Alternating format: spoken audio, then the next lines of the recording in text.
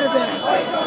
আমরা masters pass করে আমরা ডাব বেচবো, বাদাম বেচবো, ভাই একছে লজ্জা আর বলতে পারতেছি না ভাই। হাজারো প্রহসন আমাদের, হাজারো প্রহসন, যে প্রহসনের পরিচয় ভাই আপনারা আপনার নাম বলেন। কি দাবি, কি দাবি, আপনার নাম কি দাবি? আমরা জাতীয়করণ চাই, আমরা জাতীয়করণ চাই। আমি সিলেট থেকে আসছি, সারা রাত জানি করে না খেয়ে সিলেট থেকে আসছি, এখনো খাইনি। কারণ মাত্র বাসায় বাস ভাড়া দিয়ে বাস ভাড়ার টাকাটা আমার কাছে ছিল না, বাস ভাড়ার টাকাটা ছিল না। আমি যে আমার ওয়াইফকে টাকা দিয়ে আসবো, সেই এটা আমার ভাই ভাই আর কথা বলতে পারতেছি না ভাই। একই সিলেবাস, একই কর্মবন্ধা, একই সিলেবাস, একই কর্মবন্ধায় সামনে আগে আসেন, আবার শুরু করেন, নতুন করে শুরু করেন। একটু আপনার কাছে জানতে চাই, আমাদের একই সিলেবাস, আমাদের একই কর্মবন্ধা ধরতে হবে না, বলেন। অথচ আমরা মানে পাওয়ার সমান বৈষম্য, মাত্র 12,500 টাকা, সেখান থেকে 10% নাই।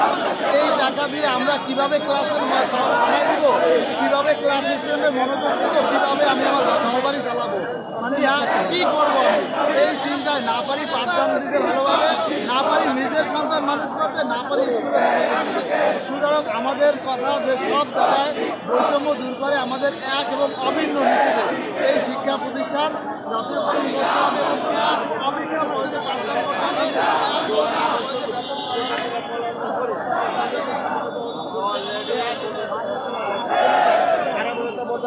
আমি সব বৈষম্য থেকে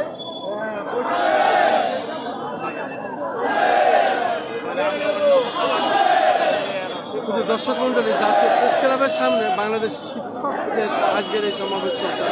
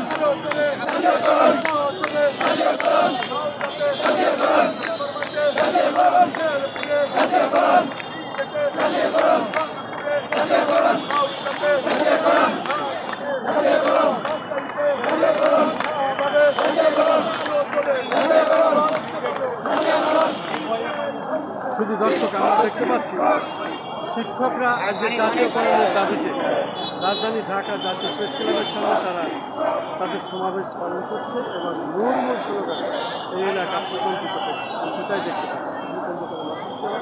ধারাবাহিকভাবে আমাদের চ্যানেলের পক্ষ থেকে আমরা